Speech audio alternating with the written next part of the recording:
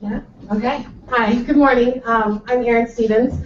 I'm the Director of Volunteers at Lakeview Pantry. Do you guys know, anybody heard of Lakeview Pantry at all? Really? Okay, awesome, great. Yeah, well, I know Jim has. I think I left you some messages before. So I actually don't really have any sort of slideshow to show you. I'm the slacker of the group. So I've never really been invited to a type of panel like this, so I wasn't quite sure what kind of information you guys were interested in, or what questions you would have. So I figured I would just sort of tell you what it is that we do, my role there, kind of what how I manage the volunteers, and kind of like a lot of stuff Jim was talking about. The Red Cross is a much bigger organization than Lakeview Pantry, but a lot of nonprofits have really similar technological challenges, so we get really overwhelmed by a lot of stuff as well. So Lakeview Pantry has been in the Lakeview neighborhood since 1970. Right now we have two locations. Our main site is located at 3831 North Broadway, so just at the northern tip of Boys Town at Broadway and Grace. And right now we are serving, between our three main programs, about 2,800 people a month. And so that's 2,800 individuals a month that come in sort of in family sets. So our East Side program, our Broadway location is open Monday, Wednesday, and Friday from noon until 4 every single day, or on those 3 days. And then our West Site is located at 1414 West Oakdale, over just kind of west in the neighborhood. And we're open over there on Tuesdays and Thursday evenings, and then on Saturday mornings. We also run a home delivery program 3 Saturdays a month, where our volunteers actually use their own cars and they drive it to clients, and we have about 200 people that are enrolled in that program. So in terms of hunger and poverty and all that kind of stuff, for some numbers for you guys, right now we're giving out about 1.5 million pounds of food per year. So the food that we are giving out between those three main programs, about 50% of our general inventory we're getting from the Greater Chicago Food Depository. Everybody pretty familiar with GCFD? Yeah, probably seen that one like at the grocery store when you're, give $1, it buys 10 meals. Those are those guys. And so we do get regular trucks that come in from the food depository, but we also, the other 50% of the food that we're giving out, I always kind of joke around, we're kind of professional dumpster divers. So we go to 3 Trader Joe's, we go to 2 Whole Foods every single day. We have a whole selection of other grocery stores that we go to that maybe are not always like on the regular, but we periodically pick up from them. Well, you guys know Green City Market in Lincoln Park, the really nice farmers market. We go there. This is our 5th season picking up from them on Wednesdays and Saturdays, and they have just a beautiful selection of produce that they give us. So we go from May through October and pick all that stuff up. And then people are doing food drives on our behalf all the time. We do have an outreach department that kind of manages all those in-kind donations that come in. So all of that put together, again, right now we're giving out 1.5 million pounds of food per year. Food does not move itself, unfortunately. If I had magical powers, hopefully I'd make more money. But right now we're using about 900 active volunteers. So that's my role, is to manage all those volunteers. I've been at the Pantry now for about 7 years, and when I started, there was about 175 volunteers. So the Pantry was able to get a grant to hire someone to be the sucker that answers all the emails from potential volunteers and manages all that. And by that investment in having a volunteer coordinator, we've been able to grow our ranks to 900 active volunteers, but I've got about 2,000 people in my records. And that in and of itself, kind of bridging this nonprofit to technology gap, that's been my biggest challenge, technologically speaking, is how to manage all of that. So I kind of grew up in an environment my mom worked in social services, and her little, Rolodex database was always kind of the little church ladies that always come through for you, when you're in a pinch and you got to get stuff done. But now it's really interesting to manage volunteers and to work in social services with so many advances with, apps and databases and all that kind of stuff, that it's a really wonderful process to be a part of, but it's incredibly overwhelming when you start it. So we use, to manage our volunteers, to manage our in-kind donations, and to manage our client visits, we use Salesforce. Do you guys know Salesforce? It's much more impressive when I say that to a group of nonprofit people. They're like, oh, Salesforce. You guys are like, that's old hat. And we actually got the Salesforce database almost by accident. So we had a volunteer who, and I'm going to say your guys' world, even though I'm not entirely positive what your world is. His company, a sales company, uses Salesforce. He read the fine print on that and said, hey, if you're a 501c3 nonprofit, you get 10 free licenses. Oh my God, free. That's our favorite word in nonprofits. So that process started about 4 years ago. We were able to get the licenses.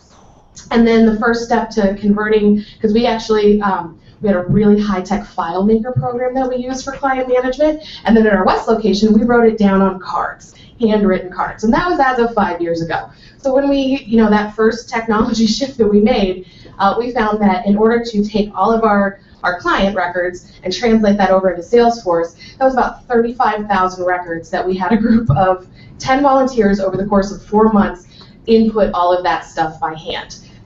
I'm hoping that conversations that you guys are having can make those processes so much less terrible. That was a horrible, horrible process. Those volunteers are going to heaven, no doubt about it. They're straight, karma is perfect because we watched all that happen. And now when we do talk to other organizations, there's places out there like, you guys ever heard of Taproot Foundation? You guys might know Taproot. So now there's like, grants out there, when hey, do you guys want Salesforce for your nonprofit? Here, we'll come in, we'll do all of the, see, I'm intimidated by tech people. When you set up all the interface and all that kind of stuff, and then also all of your data migration. That was our biggest challenge. So to have resources out there that are doing that, that was something that we kind of wish we would have had, because now we've also learned we would have been able to benefit from watching someone do it properly instead of us kind of making it up as we go. So first we started with all the clients, and so then my next step now is to convert all that, for the volunteers. And that Salesforce actually does offer a volunteers for Salesforce application, which we've downloaded. We've, kind of, crafted it to our needs. So now it's the beginning of using it. And again, the nonprofit challenge is I have all of this wonderful information, and it really does kind of overwhelm me, where I want to make sure that I'm using it properly, but to input it, to stay on top of it, we don't have a technological staff. We don't have an IT person when it breaks. We don't have anyone really to consult. A lot of us have, degrees from college that are very typical for nonprofits. I got one in international studies. I don't know how to do back-end databases. Not at all. So, but it's also been an incredibly powerful tool, because in my, looking at the hunger and poverty issues and social service issues, I always kind of look at things through two different lenses, like what would I do as a volunteer coordinator, and what do you do as someone that provides direct relief to a vulnerable population. So, when I look at it in terms of volunteer coordination, it's really cool to now be able to generate hours that volunteers have dedicated, because there actually is a dollar amount that, I forget the organization that comes up with it, but there's a dollar amount that's equivalent to a volunteer hour. It's something like $21 an hour, which I think is more than I make. So I'm like, oh, maybe I should go volunteer. So, but that's really great for your organization, because we've now been able to show on our board reporting, here's the growth of the program. We've been able to invest in more staff to further develop our programming as a result of really being able to organize this data and have it. I mean, it was always able to be done, but it was like kind of what Jim was saying, so, okay, let me get your Excel file, let me get your spreadsheet, hey, you got that Word document from 6 years ago? I think that had an important number on it. Should we come up with a dashboard? Like, what would be a good, cross-department dashboard? So that was all done by hand for us for so many years. And we're still learning this whole process, but it's been really great to spit out numbers more readily for our board, for our supporters, for our stakeholders. So, okay. So now, I don't really have a whole huge presentation.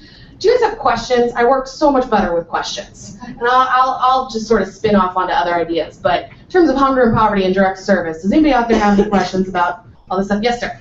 I mean, here are lots of little problems that you described. So many little problems, dude. It's like a big one.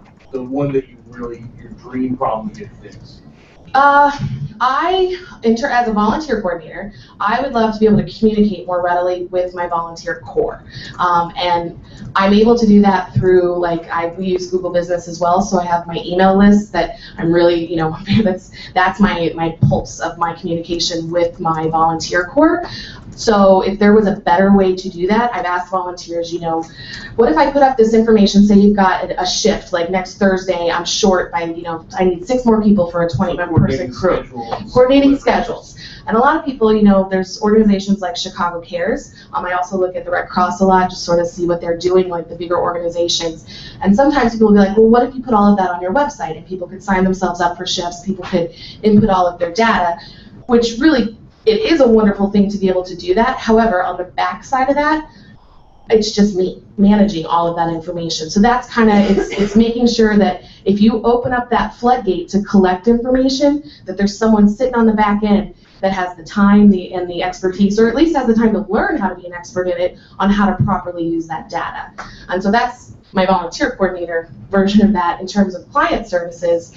One of the biggest challenges our clients face, the people that are coming to receive services from us are what we call food insecure. So being food insecure, and a lot of people we're serving are the working poor, people, only 15% of the people we're serving are in what we call a no-cook situation, where, we classify it as inside no-cook and outside no-cook. Outside no-cook are people that are currently living outside. Inside no-cook are people that have a roof over their head but don't have that regular access to a stove and a refrigerator. So for them, given all those varieties of their life situations, the access to food and the access to other services is really the biggest challenge. So, like, if somebody's coming to us, say they're coming into our food pantry and they've got 2 hours, they didn't realize, oh my God, you mean I needed that ID for my kid too? Like, I got a family of 4. I didn't realize I brought my ID, but I didn't realize I had to bring 3 other people's ID, but I got to be at the social service office in like 2 more hours. So, where can I go to find out? So it's that access to knowing what it is that you need to receive the services, and then follow it. That would be a silly question. Would those people have like an Android phone or?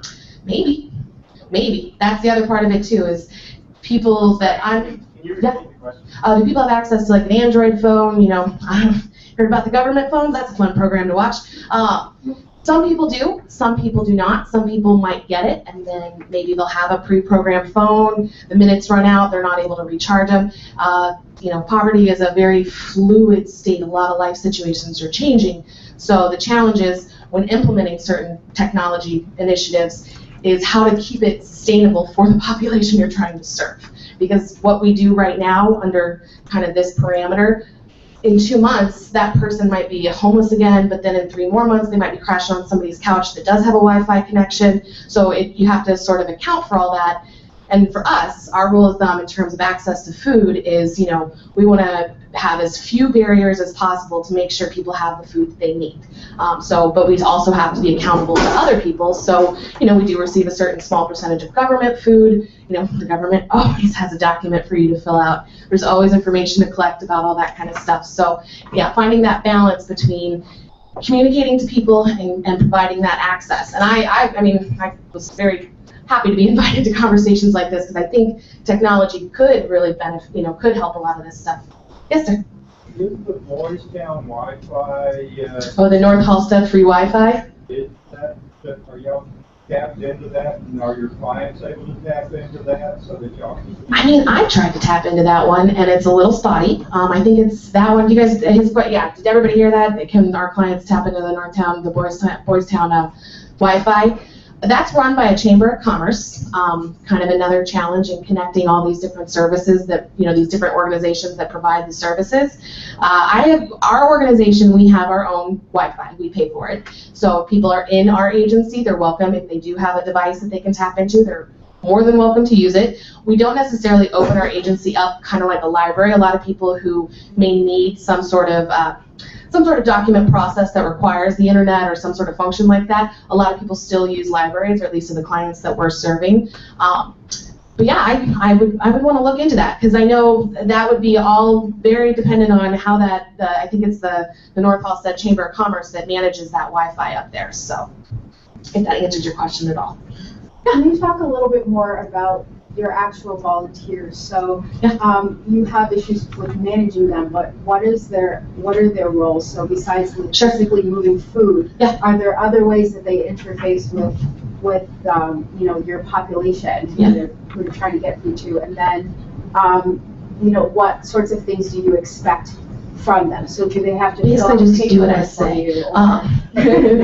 So how do they report their activities? Yeah, absolutely. Did you guys all hear that? How do the volunteers, how do they get their information to me, basically, and then how do we use them from there? So right now, just kind of like what Jim was saying, I do use paper applications. With Salesforce, it does have a function to embed the contact information onto our website. which is what Chicago Cares does, which is kind of my model for doing all of this. One day I'd like to get to that point. My challenge for doing that in terms of just that initial, hey, I'm interested in volunteering. How can I start? So that initial data collection of who they are, where they live. I do ask a lot of questions. I'm like, what's your occupation? What's your what are your hobbies?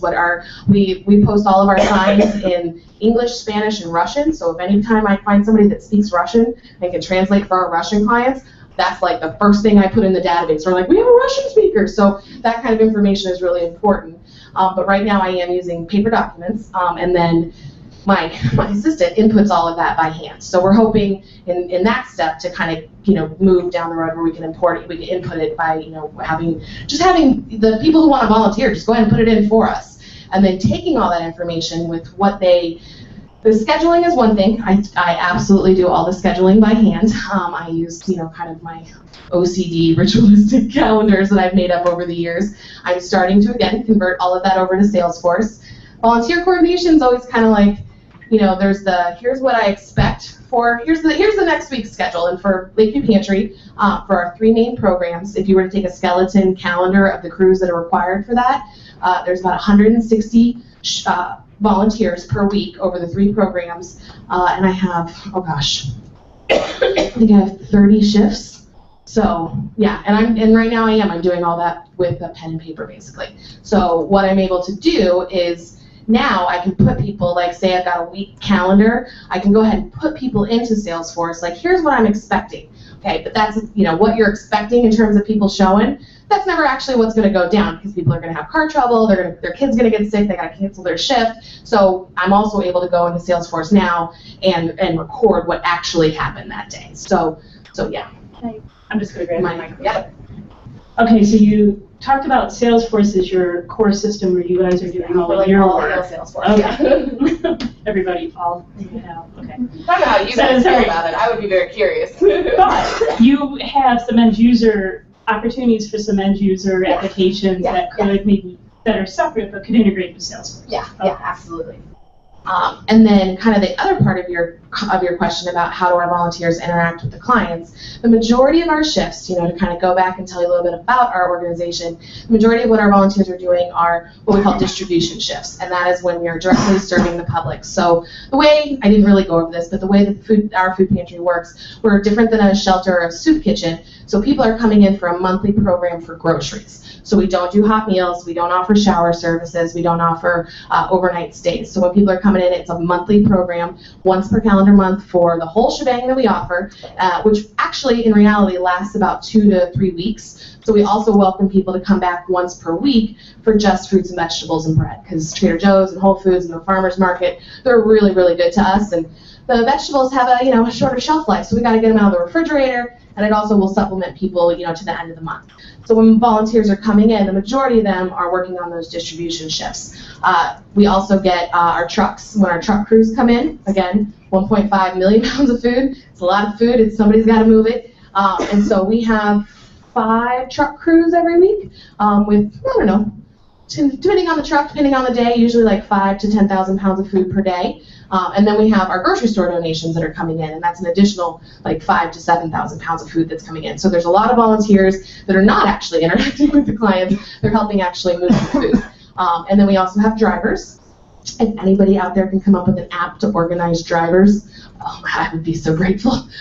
Organizing drivers is always a touchy thing. It's a lot of, you have to not only make sure that your organization is covered in terms of all the liability stuff, because you're giving someone the keys to your company car, but then making sure that those grocery stores, that they're ready for you, that they're ready for you to pick up stuff, that they're ready, maybe they don't have stuff today, or maybe today all they have is bread. Do you guys really want all of the bread? Because bread can overwhelm the food pantry very, very quickly. So organizing all the drivers is sort of its own, own challenge right there. And then we also have volunteers. There are certain leadership roles that we give volunteers, and one of them is doing intake. So when our clients come in, they spend a couple minutes at the intake desk, and we try to make it as accessible as possible to everyone. We want to see where people live. Residency is how we determine eligibility for our services. how many people are in the household. That's how we determine how much food they're giving out. And then whether or not people have access to that stove or refrigerator. That also kind of determines, we want to make sure to get them, a selection of food that more fits their lifestyle right at that moment.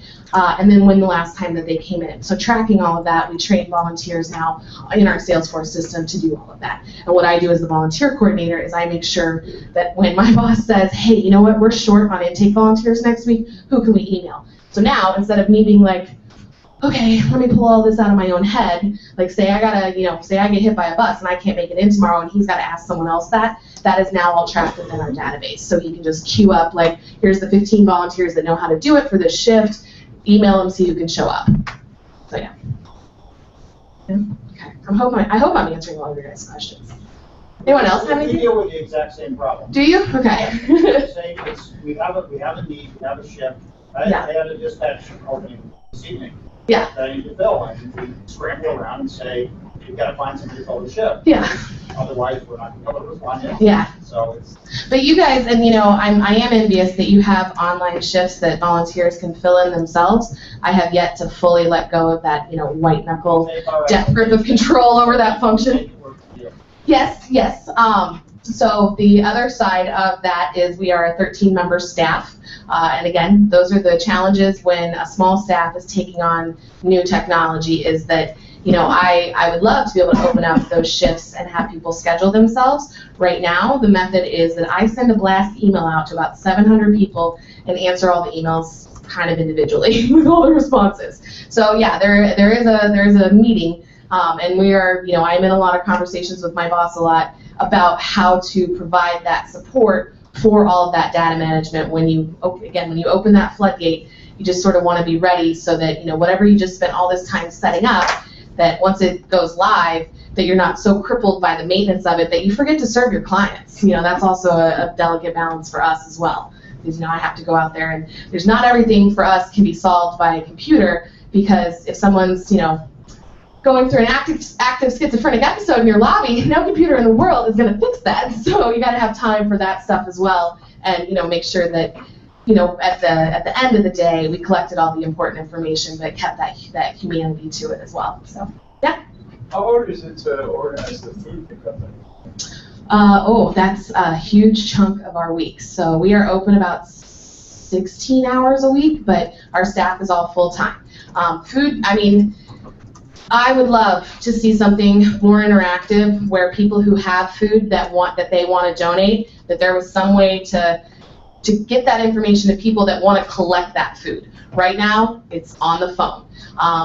We do have an outreach coordinator, and that's a huge part of, and that is the job, is to maintain the relationships with people that are giving you the food. The biggest thing right now is consistency, and as long as you keep showing up at that back dock of that grocery store, they're going to keep leaving you really, really great food. But maintaining that consistency, that's right now is one person getting on the phone. But if there was a way, I would love to see something out there where, say, any grocery store, their store manager accidentally ordered 2 extra crates of something, or 2 extra pallets of something that they can't use. If there was a way to communicate that amount of food, what time it was available to be picked up, because you got to be sensitive to their for-profit endeavors too, and not their entire day can't be making sure that they are donating all their stuff. And then also the follow-up to maintain the relationship is, if they want, if we can acknowledge them on social media, we do. If they do food drives for us, just making sure that we're always following up, saying thank you, recognizing people's kindness. And yeah, that it is difficult, and it's totally doable, but it takes a whole team of people that work full-time to do it. So. Can you pick up from restaurants as well, or only groceries? Well, restaurants are a little touchier for us. So we do have some sort of modified health code standards. Our pantry coordinators are absolutely certified in food sanitation. They both have food sanitation licenses through the Greater Chicago Food Depository, but because we don't have kitchen facilities, we can't take catering trays of stuff like that. Sometimes we'll accept it on behalf of hey, the volunteers just got lunch. But as a mass donation, we don't know the last time it was refrigerated, where we at least just can't verify all that stuff. So that's a little trickier for us. There are some places that do it. A lot of soup kitchens will do that kind of stuff because they're giving out the hot meal right then anyway. So depending on the relationship they have with the restaurant that's coming in. But the majority of the donations we're getting are grocery store donations, or if a restaurant wanted to donate, we would suggest to them, instead of saying, hey, give us all your food that's maybe left over from this event, would you like to do a fundraiser where if somebody comes in, that pick a week out of the, 1 week where there's a certain set of things on the menu is, 25% of it goes to Lakeview Pantry. That's a pretty typical fundraising technique. So, and that right there, instead of maybe getting the food, you get the whole, like if that restaurant has a bunch of followers on their social media, they just heard about us. So, yeah, that's kind of how that works. Yeah. As follow-up to that question, so are you tracking at all what food is available where, or who donates what? Well, we track it internally. I mean, so we do record what we call all of our in-kind donations through Salesforce. So that's so volunteers, clients, and in-kind donations. Those are the 3 things we're tracking on Salesforce. The last thing we kind of want to bring over, our development staff uses eTapestry. You guys know eTapestry, the fundraising database? Something like that, yeah. So we'd love to put all that, but yes, we are tracking our in-kind donors. And Salesforce is cool too, because that's one thing that's really great for us is the linking capabilities within these databases. So say, say like a church does a food drive or something like that. Say they, Broadway United Methodist, they're a very loyal church to us. So if they come in, what I can also do on the volunteer side is when that church comes in and my coworker enters Broadway United Methodist, donated 2,000 pounds of food, blah, blah, blah, he can also see a list of all the volunteers that have come from Broadway United Methodist. And one day I'd like to get all, the groups that come in and track all of that stuff. So that's where, we're able to see the pounds that are coming in, but also all the different interconnected relationships that result from, it's food. Food is a communal thing. So it kind of brings everybody together for a variety of different reasons, but then tracking, how everybody kind of came into contact with us. We're doing our best. And also numbers, the poundage too, because for us, we operate out of a 4,500 square foot facility. So it is a constant Tetris game that we do in that, because we've got 13 staff members, literally tons of food. I think right now on site, we're averaging 40,000 pounds of food. So we have to be very careful of knowing what's coming in, what's going out, because if somebody has hey, we really want to donate all this stuff from Kraft, Kraft is a local Illinois company, but if Kraft says, hey, can we give you 20,000 pounds of mac and cheese? We're like, thanks, but no, we don't have any room for that. We have no room. So being able to track poundage of food is really, really incredible for us because it helps us just do the puzzle better, more efficiently. It eliminates, danger within the pantry. If you got too much food, you got people tripping over each other. And so it kind of, that's how that helps us. Yeah. Do you ever work with other regions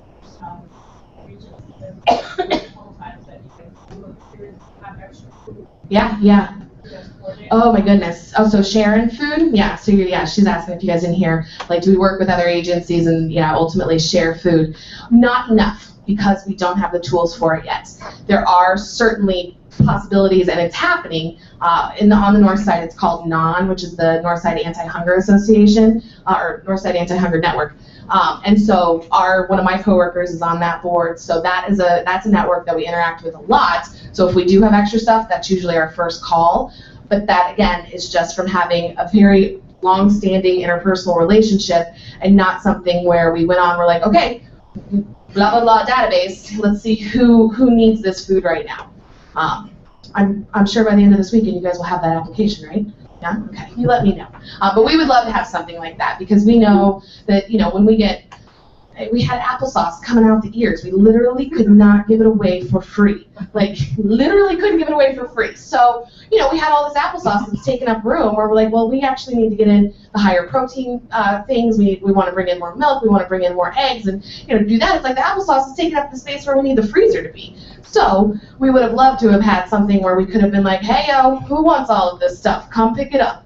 And that's kind of all that networking that goes on. But no, those tools don't really exist yet. And if they do exist in some sort of infant state, it's kind of like what Jim was talking about. Everybody has their own version.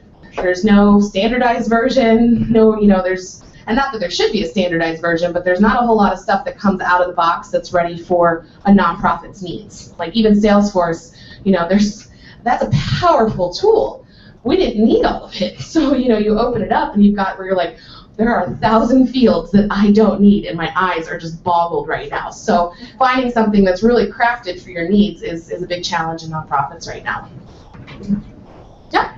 So you keep track of what you want versus what you have. Like you have targets, you have like high protein versus this versus that. Well, and we do keep track of it. We're able to track the numbers of what we give out in terms of those units. So we can track how many people we're serving. We work with dietitians to try to do our best to give out a balanced diet of stuff, because if somebody's already poor and you just gave them a bunch of government food full of sodium, here, have some medical issues. That'll help your poverty. We do, so we do try to, keep track of what it is that we're giving out. Wait, ask your question again? Let me reformulate that. Basically, you have an application to track your target. Like what we want, What you want versus what you have, where you can get what you have, or is it all just? It is as simple as on our website, which lakeviewpantry.org. On the bottom, we keep a most wanted items list, which is actually really effective. And even old school, we also just posted in the window on a dry erase board. And I remember one time we had we put tuna, like canned protein, like tuna, canned chicken, stuff like that, diapers, and razors. And we showed up the next day, and somebody had left a bag of tuna, diapers, and razors. So it was very literal. So we decided, from that little sign in the window, we're like, well, hell, let's put it on the website. And it works, but we don't have anything more sophisticated than that. It's a changing thing, so sometimes, with especially people that are living outside, but really anybody that's food insecure, you want to focus on proteins, and you want to focus on fluids, like especially people living outside. So juices, 100% juices, not the totally sugar-loaded juices, because that, again, just adds more problems. But yeah, being able to ask for those very specific items and knowing that you kind of always need that stuff, but when you have all the extra applesauce, you're like, we're good. Got enough applesauce. So it's real simple now, but it would be nice to have some more elevated things to know all that. So you guys don't only give out food then? You mentioned razors and Oh, correct, yes. And do you also get that from grocery stores or other places? We get less of, so first, yes, we do give out more than food. We also accept donations of more than food. The only thing we really can't accept outside of like the catering and the perishable stuff, we can't accept large pieces of furniture. So no beds, no desks, no things like that, because we just don't have the space for it. But we do have a clothing closet. So after people get their food, they're more than welcome to visit our clothing room, and that's where it's kind of the most bonkers room in the house. You have like I have no idea what's going to be in here today, but it's got clothes, shoes, household items, dishes, things like that. And then people do often donate hygiene products. So we often do not solicit if grocery stores ask us, like, what is it that you guys want? We usually don't include the hygiene stuff. If they throw it in there just as, by proxy, then great, we have it, which is where we go kind of to our own community and say, hey guys, we've had a lot of questions about people, hey, I'm going on a job interview, hooray! Do you have like a suit and tie in your clothing room, and maybe like some razor blades and some deodorant and stuff like that you need for job interviews? So we kind of go to our own supporters to collect stuff like that. Yeah. And volunteer corps are really, really powerful. I mean, if you establish a good relationship, you can pretty much ask them for anything. I had them digging out, vans in the blizzard. So, and they will. They'll, you kind of pump it out there. We joke around because now my coworker's office is full of coffee cans. It's festival season right now. We send a lot of volunteers to street festivals, things like that. So she's like, hey, can I put on social media, to the volunteers that we need the coffee cans, because you turn them into like donation bins, and instead of buying $10 a pop these plastic tubs, it's like, well, let's see what we can collect from the volunteers. And she comes into my office, she's like, make them stop. I have too many. There's coffee cans all over this office. So yeah, so we do solicit that way, and I got my volunteer t-shirts through Twitter, just kind of put it out there. I told our social media person, I'm like, well, I need t-shirts. They cost about $2,500. That's out of my budget. You want to see if somebody out there will pay for it? So she put it out there. I had them paid for in an hour. It was awesome, which is lightning speed in nonprofit world. So, yeah. Anybody else? Yes, sir? I just wondered if you knew the percentage of homeless in Chicago, veteran homeless. I do not. Yeah, we'll continue. If you knew the number at this point. Percentage of veteran homeless. Entirely too many. And our old case manager, she actually works for the VA now, and I should know this question or this answer. I do not actually know the percentage of homeless people who are veterans in the city of Chicago. I'm sorry. Hey, dear Google. Well, no, I'm looking at the data portal. Okay. If you're interested in some numbers about the Lakeview neighborhood, because sometimes people, that's kind of what Jim was talking, your technology also helps you tell the story of your agency and your organization. And a lot of people, one of their first questions is, why does Lakeview need a food pantry? Aren't they like the rich gentrified area? Like, what do you guys need with a food pantry?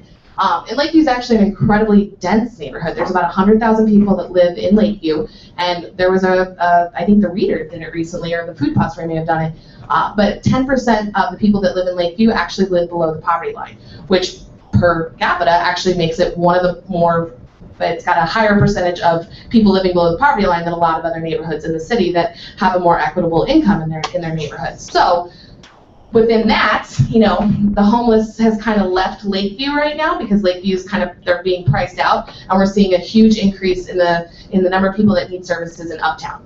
It's not like Uptown was entirely stable to start with, and it's kind of getting worse right now. So.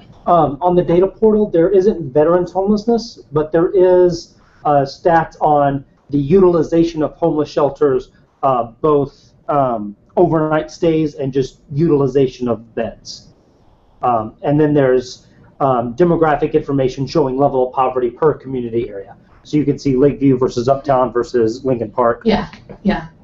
And it's a different state of poverty. I mean, we're not Englewood. It's a whole different thing. But I mean, the thing that happens, what's interesting, again, kind of data collection to watch in a neighborhood like Lakeview, is that Lakeview has kind of added more people who are wealthy without really removing the poverty that always existed.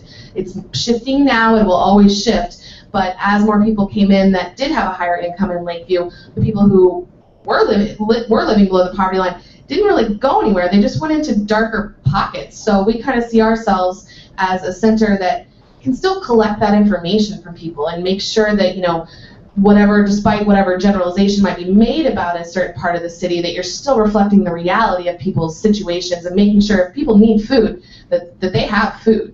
Because there is plenty of food out there to get. It's just you have to have an organized system to collect it and distribute it, and then also know who needs it. So, we talk about this stuff all day. Does anyone else have any other questions? Especially about the technology stuff, because I would love to know more about how you guys see all this, these systems and processes. So we've been live tweeting this, and Code for Boston just sort of lit up our feed because they actually worked on with food pantries for last year's National Day of Civic Hacking, and they wanted to show us Is this all pantry related? Yeah, that R is really important in Lakeview Pantry. The most important R there ever was. Oh. It's a whole different website, man. I am glad that did not work. That would have been very hard. We've all been there, don't you worry.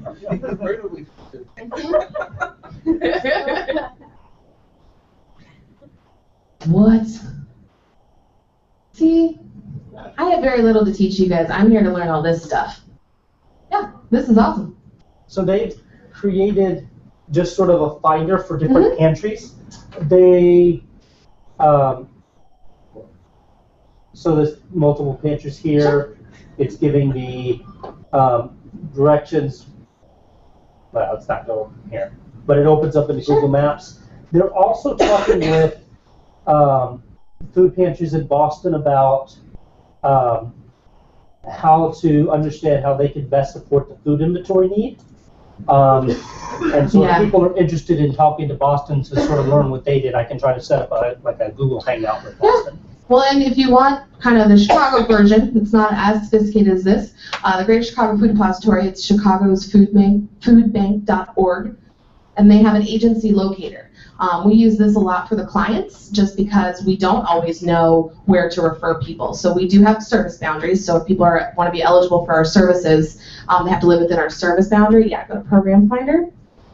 And so we use this every day, every single day. So we enter people's zip codes. One thing we would like, see now it's got a map on it, that is new in the last 6 months. Some people, especially when you're dealing with language barriers, don't always know what street they live on. Maybe they're going through mental illness stuff and can't remember their addresses. We always did want a map because we're like, what is the main intersection that you live?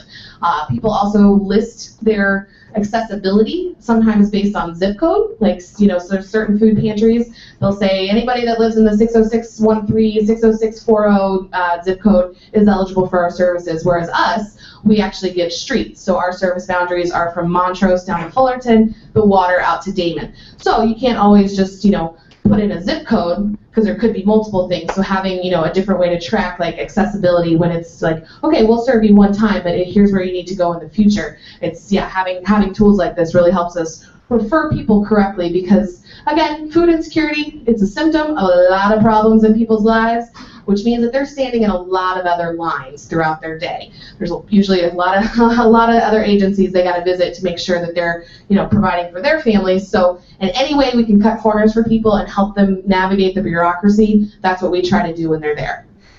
So yeah, so that's our version. Yeah. Awesome. Can I ask a question just to kind of group here collectively? When we come and give these presentations, is there information that you would like us to be able to share with you that we're not telling you? Or in my case, any information, because I provided nothing. I certainly didn't not even imply. Okay. But again, I was kind of talking about that disconnect of us being able to kind of adequately define what our problems are. Yeah. So that you guys can kind of try to solve them. So I'm just wondering, are there more things that we can provide to you that will give you more direction and how you can actually help us? What are you guys staring all day? Yeah. One of the things could be that the state as it is right now, what technology is successful to you. Like Erin mentioned about Salesforce. Salesforce is very powerful. So, yeah. Now, what services are you able to, what problems are you able to solve with Salesforce, and what else you would like to solve, and what the disconnect is?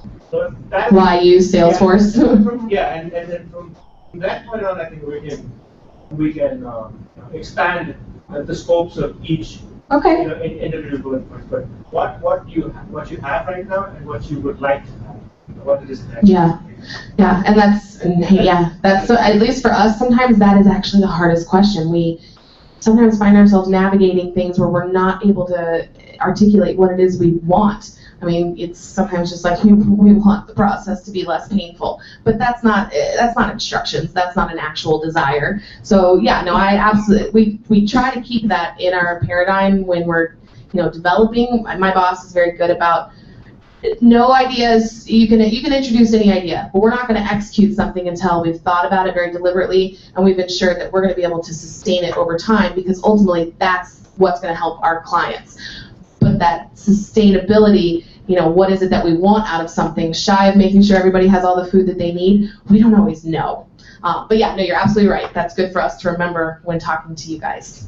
And anything that I think, you have certain metrics that you have to report. Metrics. They're like kind of drilled down, and it's the things that layer on top of it that kind of take away from that actual being able to say this one volunteer did this one thing, which is probably the important thing that you have to be able to report to funders. So anything that is cumbersome to the volunteer delivering that one thing. So if there's the paper, if your volunteers are spending 10 hours filling out paper and only 1 hour being able to distribute food, then if there's something, that process, we would need to know that process so that we can help reduce that process so the volunteer can then now, 3 hours distributing food in just 7 hours on paper or whatever the case is. So anything that overloads that process of being able to actually deliver what the end product is or the service. Again, like I absolutely agree.